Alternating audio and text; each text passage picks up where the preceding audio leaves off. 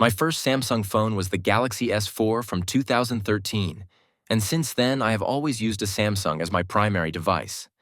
I really like Samsung. I like their designs, their UI, and the features they offer, with the S25 Ultra in particular being very impressive.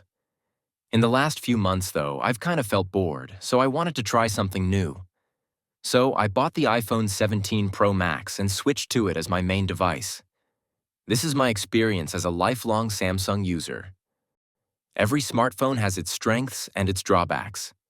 In this video, I'm going to start by talking about the things I liked, and later I'll cover what annoyed me. The first thing that caught my attention was the design. The 17 Pro Max is rounder and more comfortable to use than the S25 Ultra. It doesn't look as boring as previous iPhones, even though it isn't the prettiest device out there. While I really like the S25 Ultra, I have to admit that it isn't the most comfortable phone to hold for long periods of time. It has made some improvements compared to the sharper corners of previous Ultras, but it still doesn't compare with the comfort of using the iPhone 17 Pro Max. Another thing that I really love about the iPhone 17 Pro Max is the battery endurance. This device opened my eyes and made me realize just how good battery life can get. The S25 Ultra is good in this aspect, and before using the 17 Pro Max, I didn't think much about battery life, but now I'm kind of jealous because I've never experienced battery life this good. I know there are phones coming out with even better battery performance, but the iPhone 17 Pro Max is exceptional nonetheless. It easily lasts me more than a day with a single charge. The next thing I liked will sound very cliché, but it's the video recording. It is impossible to talk about iPhones without mentioning how good their video capabilities are. With the 17 Pro Max in particular, there are many options for professionals, but personally I didn't use those modes much. I used regular video, and even then I felt that the results were very good without needing any edits. Even though Samsung has improved its video capabilities quite a bit, it still doesn't compare with the iPhone 17 Pro Max. By the way, if you're enjoying this review so far, hitting that subscribe button really helps me out and makes sure you don't miss my upcoming videos. I also really enjoyed taking pictures with the 17 Pro Max. With previous iPhones, there were differences between lenses, so the experience wasn't as good.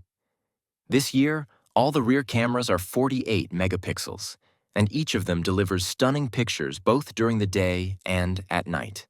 The 17 Pro Max has become my favorite phone for taking portraits, especially with its periscope camera.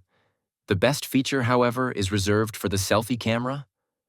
On the front, it has an 18-megapixel camera that takes great pictures.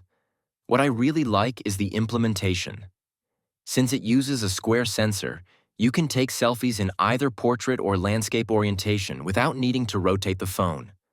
This feature is really impressive, as taking selfies while holding the phone upright is much easier. Samsung's One UI has been my favorite Android skin for a while, but like I said in the beginning, I got kind of bored using the same software for many years. iOS 26 is very different, and I really like some parts of it. First of all, the visuals are amazing. I really enjoy how the glass effect interacts with the surroundings, as it makes the phone feel lively. I also like the widgets more than on Samsung, as well as the lock screen customizations, which continue to be impressive. Another thing I like about iOS 26 is how easy it is to transfer stuff to other iPhones, even though Android is catching up to AirDrop. Those were the main features that I liked on the iPhone 17 Pro Max, but there are other things that made the experience even better. For example, I really enjoyed using Face ID. It is very reliable all the time, even in low light.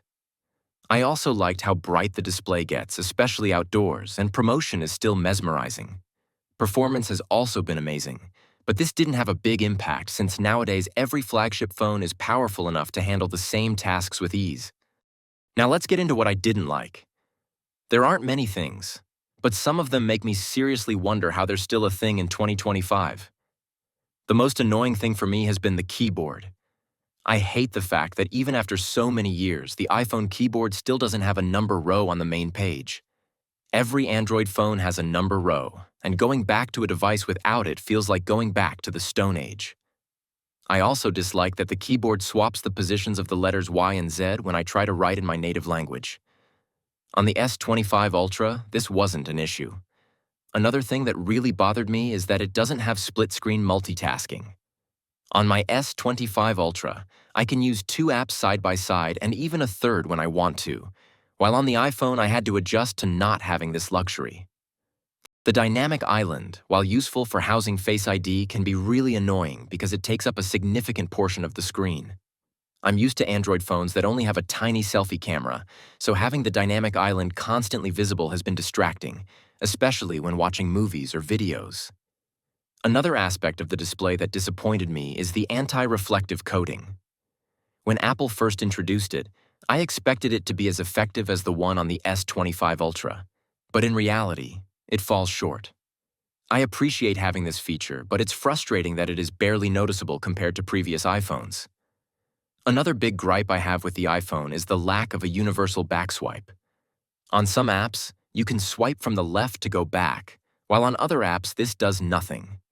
On every Android phone, swiping from the left or right takes you back one step, so the absence of this feature on the 17 Pro Max is really inconvenient.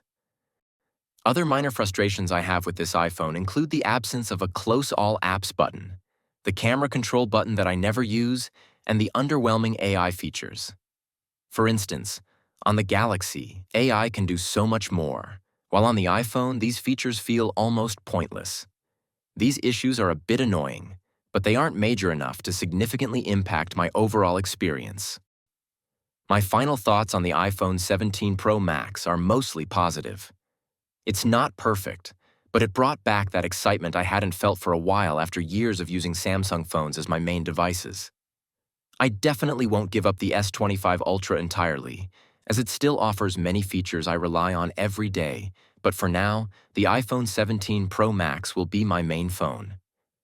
If you enjoyed this video, a thumbs up would mean a lot. Thank you for watching, and I'll see you in the next one.